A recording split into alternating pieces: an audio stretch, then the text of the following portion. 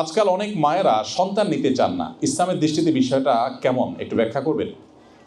অনেক মায়েরা আছেন সত্যি তাই, যে তারা সন্তান নিতে চান না। আমি কাউকে পেলেই সাধারণত জিজ্ঞেস করি, এটা আমার একটা অভ্যাস, বাচ্চা কাচ্চা কয়জন? যাদের সাথে দেখা হয় আমি এটা জানার চেষ্টা করি।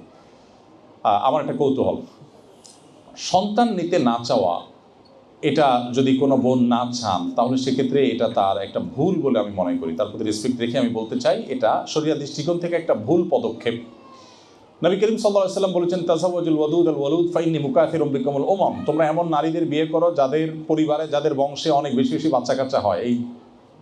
এই ইতিহাস যাদের আছে, ঐতিহ্য যাদের আছে, সেই ফ্যামিলিতে আত্মীয়তা করো। কারণ কিয়ামতের দিন উম্মতের আধিক্য নিয়ে আমি আল্লাহর কাছে গর্ব করব, বা অন্যদের কাছে, অন্যদের সামনে আমি গর্ব করবো। নবী সাল্লাল্লাহু আলাইহি ওয়াসাল্লাম বলেছেন। সো সন্তান অধিক হওয়া এটা মানুষের জন্য ভালো। দেখুন, আমাদের বোনরা যারা সন্তান বেশি নিতে চান না, কারণগুলো কি একেবারে পরিষ্কার। নাম্বার 1, প্রথম কারণ হলো, ভাই অনেক কষ্ট হয়, অনেক কষ্ট হয়। অনেকে আছেন অস্বাভাবিক কষ্ট হয়, অনেকে আছেন যে প্রেগনেন্সির ওই সময়টাতে তারা একদম বেড রেস্টে থাকতে হয়।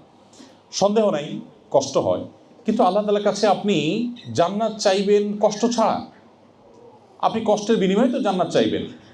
হুফফাতিল জান্নাতু বিল মাকারি, নবী সাল্লাল্লাহু আলাইহি ওয়াসাল্লাম বলেছেন, জান্নাতের চতুর্পাশে সমস্ত কষ্টদায়ক বিষয় দিয়ে ঘেরাও করা আছে, এগুলো ওভারটেক করে আপনাকে জান্নাতে যেতে হবে। সো আপনি কষ্ট তো নিতেই হবে কিছু, কষ্ট ছাড়া তো আপনি মিষ্টি পাবেন না। দ্বিতীয়ত, আমাদের অনেকের মধ্যে এক ধরনের রোগ বেঁধেছে, সেটা হলো আমরা অন্যদের কালচারকে এখানে গায়ে মাখাই, মনে করি যে ছোট পরিবার সুখী পরিবার, ছোট পরিবার স্মার্ট পরিবার। দেখুন, ছোট পরিবার কখনো সুখী পরিবার আসলে হয় না।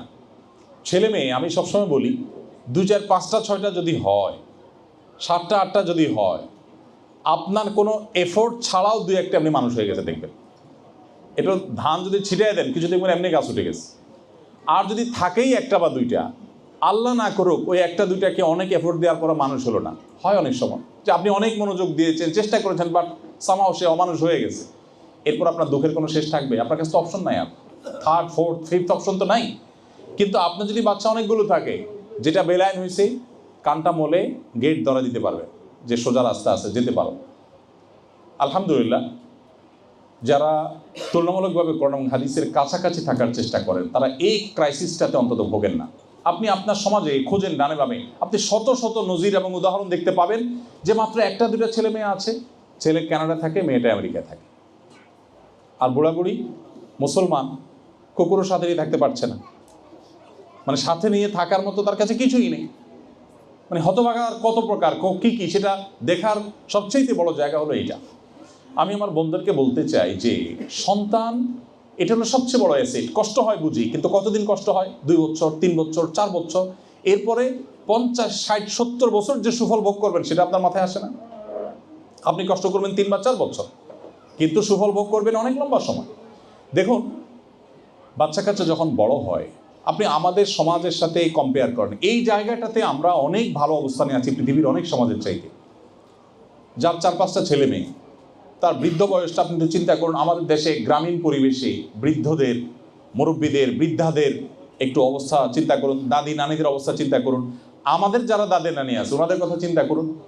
ছেলে মেয়েরা যদি মাসে একবার করে আসে, খবর নেয়, তাতে তার প্রতিদিনই বা নিয়মিত তার কাছে কেউ না কেউ কানেক্টেড থাকছে। আজকে বড় ছেলে যোগাযোগ করছে, কালকে ছোট ছেলে করছে, সকালে এক ছেলে ফোন দিয়েছে, দুপুরে আরেক ছেলে ফোন দিয়েছে। উনি সবসময় ফুরফুরা মোডে আছেন। আর যদি থাকেই একটা, আর ওইটা যদি অমানুষ হয়, তাহলে এবার আপনার আর কোনো ফোনের আশায় বসে থাকবার সুযোগটা কিন্তু আর থাকে না। দেখুন, পৃথিবীতে যদি প্রতারণা থাকে, 5টা টপ প্রতারণা থাকে, তার ভিতরে একটা হলো এটা, যে ছোট পরিবার সুখী পরিবার। মিথ্যার যদি কোনো তালিকা করা হয়, লিস্ট করা হয়, মিথ্যার তালিকার শীর্ষে থাকবে এই কথাটা, যে ছোট পরিবার সুখী পরিবার। কে বলেছে আপনাকে? যাদের পরিবারের সদস্য যত বেশি থাকে তারা তত সুখে থাকে। হ্যাঁ, স্ট্রাগল করতে হয় একটা সময় পর্যন্ত, কিন্তু আল্লাহ যদি আপনাকে সাইজ করতে চান তো একটা বিচ্ছু দিয়ে দিবেন, লাইফ শেষ হয়ে যাবে। আবার দেখা যাবে একজনের 5-7টা পালতে এত কষ্ট হয় নাই। তো এটা তো নিয়তের উপর ডিপেন্ড করে। আমি তো দেখেছি অনেক পরিবারে, ছোট পরিবার, 1টা বা 2টা বাচ্চা, ওই 2টা বাচ্চা তার মাথার চুল সবগুলো পাকানোর জন্য যথেষ্ট হয়ে গেছে। তাহলে মানেটা কি? আচ্ছা, অনেক সময় দেখা যায় যে স্বামী স্ত্রী উভয়ে জব করেন, বলেন যে আমাদের বাচ্চা নিলে বাচ্চা মানুষ করার সুযোগ নেই। আপনি দুজন মিলে প্রতি মাসে 5,000 10,000 করেও যদি আপনি কামাই করেন, আপনার সারা জীবনের কামাইয়ের যোগফল কত হতে পারে? 1 মিলিয়ন, 2 মিলিয়ন, কত আপনি কামাই করবেন। কিন্তু একটা বাচ্চাকে যদি আপনি কম্পেয়ার করেন, একটা বাচ্চার মূল্য আপনি সারা পৃথিবীর সমস্ত অ্যাসেট দিয়ে একটা মানুষের দাম দিতে পারবেন না। সন্তান হওয়া যে কত বড় একটা নেয়ামত, যাদের হয় না তাদের চোখের পানি যদি দেখতেন তাহলে এই কথা বলতেন না। আমরা দেখতে হয় প্রতিনিয়ত মানুষের চোখের পানি আহাজারি। গতকালকে হামবুর্গে গিয়েছি, এক বাংলাদেশি ভাই দৌড়ে এসেছেন, একেবারে শেষ মুহূর্ত পর্যন্ত কানে কানে বলছেন, বারবার বলছেন, ভাই একটু প্লিজ দোয়া করবেন, আল্লাহ কোনো সন্তান এখনো দেন নাই। এই জন্য বোনদেরকে আমি রিকোয়েস্ট করতে চাই, আল্লাহর ওয়াস্তে আপনারা সন্তান নেয়ার ব্যাপারে আপনারা পজিটিভ চিন্তা করবেন। কষ্ট হবে, কষ্ট বিনিময়ে আল্লাহ তাআলা বিনিময় দান করবেন, এবং জান্নাত আমরা এমনি এমনি পাবো না, এই সমস্ত কষ্টের বিনিময়ে আমরা জান্নাত পাবো ইনশাআল্লাহ। আল্লাহ তাআলা আমাদেরকে তৌফিক দান করুন। তো বোনদেরকে আমি বলতে চাই, এ ব্যাপারে আমাদেরকে পজিটিভ হতে হবে, এবং এই সন্তানগুলো যখন বড় হবে, নাতিপুতি মিলে আপনার চারপাশে যখন ঘরভর্তি লোক থাকবে, তখন আপনি বুঝবেন যে এই সন্তানের মূল্য কত। আপনি সন্তান নিচ্ছেন না কেন? কারণ আপনার কষ্ট হয়, ঝামেলা মনে করছেন। আপনার বার্ধক্যে যাওয়ার পরে যে সন্তান কেউ থাকবে না সাথে, তখন যে আপনি কুরে করে মরবেন, জাস্ট মৃত্যুর জন্য অপেক্ষা করবেন, আপনি সেই কথা চিন্তা করছেন না। আপনার সন্তান অনেকগুলো থাকে, আপনার একা একা মরতে হবে না, নাতি পুতি মিলে আপনার বিশাল বড় সভাসদ থাকবে, বহর থাকবে। বিশেষ করে মেয়েদের ব্যাপারে, আমাদের দেশে মেয়েদের ব্যাপারে আমি বলি, মেয়েদের উপভোগের সময়টা হলো বার্ধক্য আমাদের দেশে। কারণ জওয়ান বয়সে মেয়েরা কি করে? জওয়ান বয়সে আমাদের দেশে মেয়েরা সাধারণত আপনার চাপে থাকে। কিরকম চাপে থাকে? এই ননদ, এই শ্বশুর, এই দেবর, এই ভাসুর, স্বামীর সাথে ম্যাচ করতে করতে 10 বছর যায়, বোঝাপড়া হতে হতে, ঝগড়াঝাটি করে স্টাবল একটা পরিস্থিতি হইতে হইতে লম্বা একটা সময় চলে যায়। ছেলে মেয়ে যখন হয়ে যায়, সবগুলো মায়ের পক্ষে থাকে।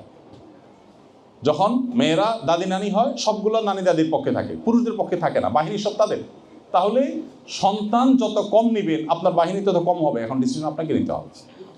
আস-সুন্নাহ ফাউন্ডেশন, উম্মার স্বার্থে সুন্নাহর সাথে।